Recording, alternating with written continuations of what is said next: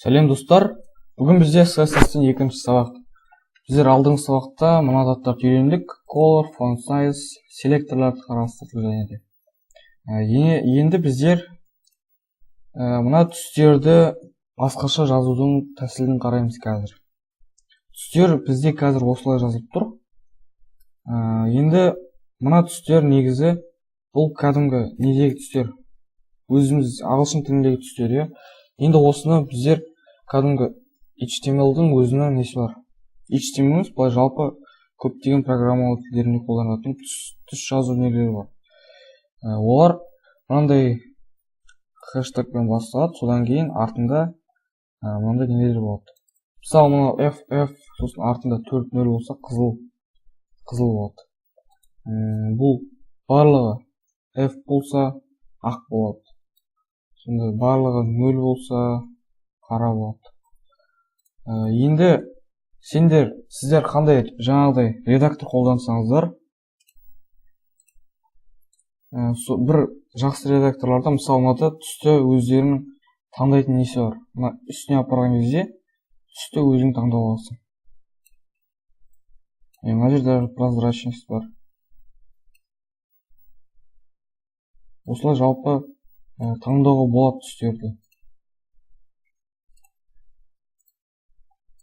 Енді бұл жалпы жаңағы несі түс таңдайтын түрі осындай редактордың өзінікі. Сосын тағы да бізде Color Mania деген программа бар. Осы жалпы түстерді таңдауға арналған не? Мына жерде рандом бар, қалған түсін таңдап береді түсін. Мына жерде жаңа HTML, Delphi-ге арналған, C++-ге арналған заттар бар. Тағы да осыға. Мына жерден былай таңдауымызға болады. HTML-дің өзінің жаңағы түстері бар.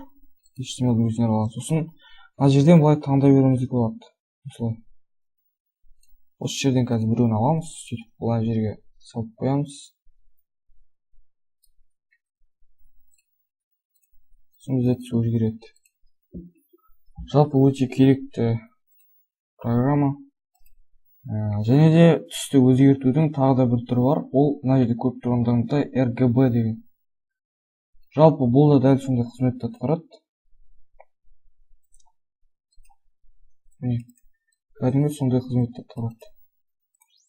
Осылай түстер осындай. Енді достар, бүгін қазір жалпы мына нелерді қарастырамыз. Мына жерде біз кеше селекторларда осы 3 түрін өттік.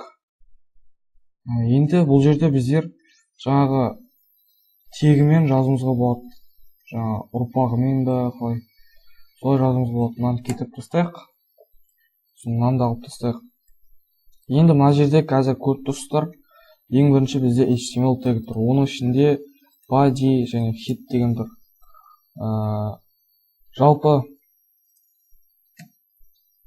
сосын body'дің ішінде h1 тұр. Енді түсінгендеріңіздей, мына h1-дің әкесі body'дің әкесі HTML, сосын head-дің әкесі HTML, сол сияқты бұл ұрпақ өткен. Сондай қылып біздер мыналарды өзгерте беруімізге болады. Мына жерге қазір бір параграф аламыз.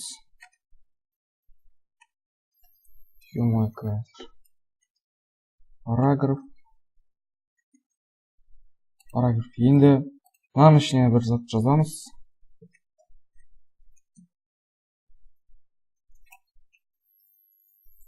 Бізде қазір мынадай бір зат шығады.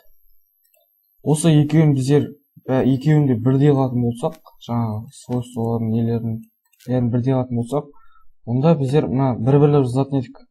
Заттарын өзгерту үшін. H1, содан кейін параграф деп. Енді бұны былай жазуымызға болады. H1, сосын үтір, параграф, содан кейін осы. Бұл жалпы осы екеуіне де арналған. Егерде қазір color yellow десек, екеуінің түсі сары болып кетеді. Сондай font size десек, font size 25 пиксель десек, екеуінікі де бірдей болады. екеуі де бірдей шрифттары.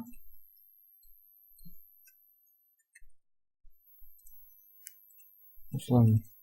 Енді бізде тағы да бұл бірінші түрі, тағы да екінші түрі бар. Қазір мына жерге бір ол, сосын ішіне, оның ішіне лид жазайық. Ли.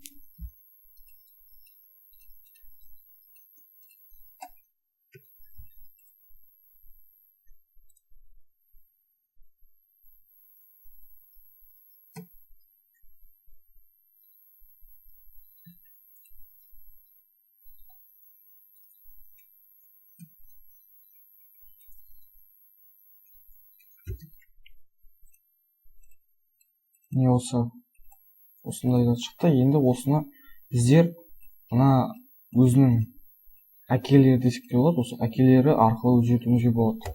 Олын жазу үшін ол, содан кейін ли.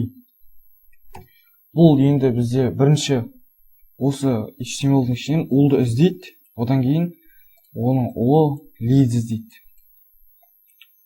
Олдар лилерді іздейді. Осы олды тауып, соның ішінде не болса, осы ли болса, сол лид тауып. Солай өзгертеді. Енді қазір жазайық. Color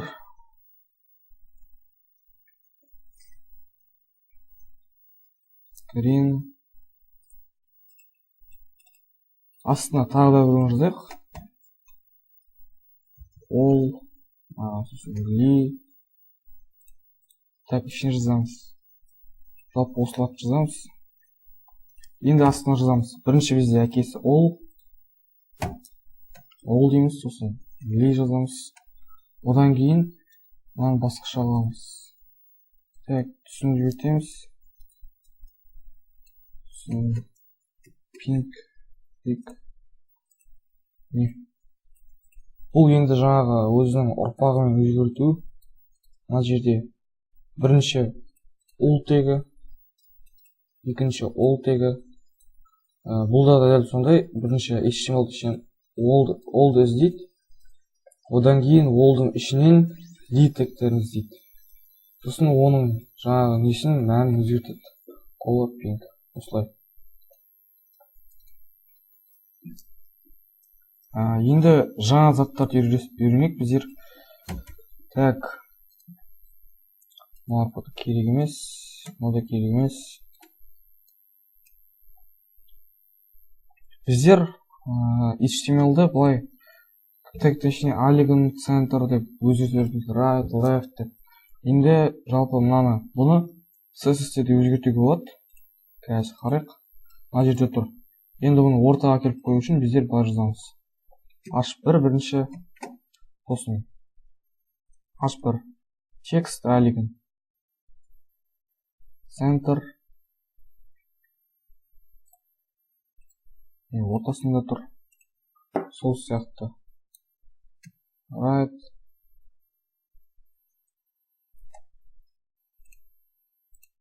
Оң жағында тұр. Осылай жалпы өзгертуге болады. Так, бұны бізде центрге қойып қояйық.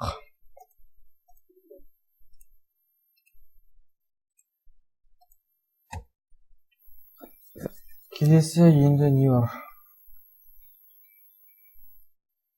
Келесі бізде текст.